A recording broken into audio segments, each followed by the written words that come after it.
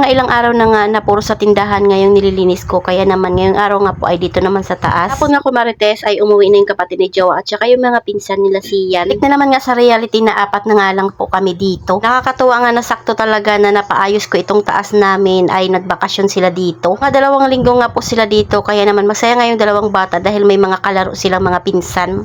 At dahil maalikabok na naman nga po dito sa taas, kaya ayan maglilinis nga po ako dito. Pinagbubuksan ko na nga rin yung kortina para makapasok yung hangin at sikat ng araw. Ito talaga yung pinakagusto ko dito sa taas namin, yung nakakapasok yung sikat ng araw. Maaga ako gumising kanina pero bumalik nga lang po ako sa pagkatulog kasi nga magpapatuloy lang naman yung mga anak ko. Kaya muna ako nagbukas ng tindahan, sabi ko nga ipagkabalik na lang nila. Pero nung gumising ako, ito nga po yung ginawa ko, lilinisin ko na nga muna dito sa taas. Ang ganda lang din talaga nitong bamboo mat or banig kumarites kasi nga ay pwede mo siyang gawing banig or di kaya carpet. Gamit nga po nila itong banig nung nandito nga po yung kapatid ni Jowa, tapos pinapatungan na lang ng malambot na higaan. Kaya din talaga na sama-sama kayo minsan nag-iipon, nakain ng sabay-sabay at marami kayo. Kayo ba nag-iipon na kayo ng mga gamit ng bata? Ako nga po ay nag-uumpisa na. Kaya nitong isang bag ay pwede na nga po ito kay Tyler. Nahin ko pala dito sa paglilinis sa lamesa para matanggalan na nga po ito ng alikabok. Pero nung mga nakarang araw naman ay nililinisan ko ito, kaya lang talagang maalikabok din talaga yung paligid. Baba ko na rin kay Tyler itong tubig pati na nga rin baso. So nung nakaraan naman nagtingin na rin pala kami ng mga materialis na pwede nga gamitin ni Jowa sa pagkikisami sa baba. Pero dahil kababalik nga lang po niya sa trabaho, kaya hindi na nga muna niya iyon gagawin. Kasi 2 araw lang yung pinasok niya, nag-absent ulit kasi ngayon nga po yung schedule ng tuli ng 2. Pero isa pa lang yung pwede, kaya next year na naman nga si Tyler. Alam niyo ba na itong lamesa na sa taas ay ito talaga yung pinakauna kong nabili na dining table namin. Sobrang ganda niyan kumarites, kaya lang hindi nga matibay yung upuan. Kaya kung mapapansin nyo nga, 2 upuan na nga lang po yung natira. 2 kasi ay nasira na yung pinakatukod niya, kaya pag may nanghihingi ng link ay di ko talaga binibigay dahil sayang yung pera. Bubuka kasi yung upuan tapos talagang nababali or napuputol. Akal naman siya kumarites, kaya lang hindi nga siya matibay. Pero kung sa ganda ay maganda talaga siya, pero kailangan lang talaga yung mga uupo yung mga bata lang or di kaya yung hindi makukulit. 2 pa lang upuan na natira dyan kumarites ay pinagtanggalan na ni Jowa yung mga unang nasira. Nalit niya dyan sa 2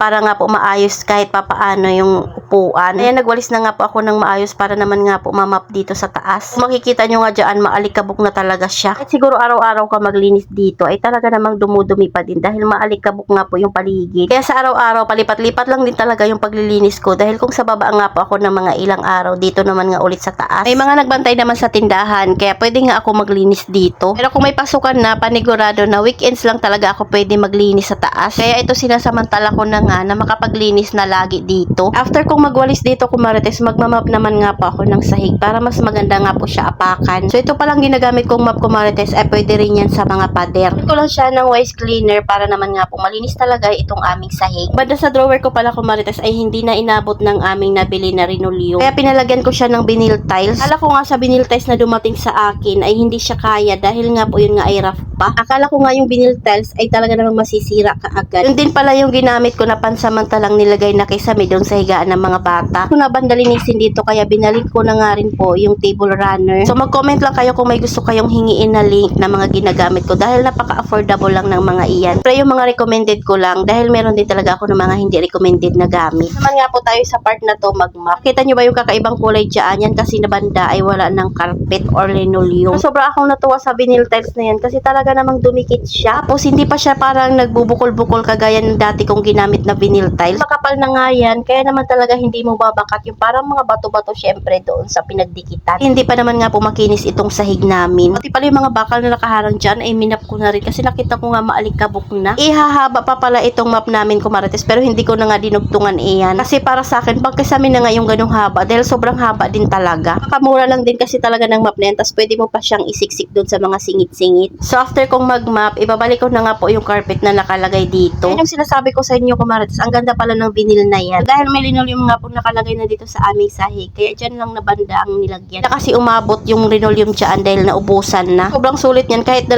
linggo na nga po yan kumarites, wala talagang kasira-sira. Ito na nga po yung afternoon nakapaglinis na ako, ayan, maliwalas, wala ng alikabok at maliwanag talaga dito sa baba ng bahay namin. Ito lang talaga yung nakakatawa pag nakakapaglinis tayo, nakaka-relax sa pakiramdam. Ito naman yung higaan namin, naligpit ko na nga rin po siya at wala na ring alikabok dahil pinagpag ko na iyan. Higaan ng mga bata ngayon, 2 na lang ulit sila matutulog dito kasi mga pinsan niya umuwi na. So ayan sa kabilang side, doon nakalagay yung mga laruan ni Tyler. Yung drawer nila, tapos yung lagayan ng mga bedsheet. Malaking bagay talaga nung nagkaroon kami ng loft bed or yung pinalaki namin yung loft soft bed. So, ayun lang muna ko Marites. Salamat sa panonood. Follow for more. God bless us. At sana i-share nyo na nga rin po itong aking video.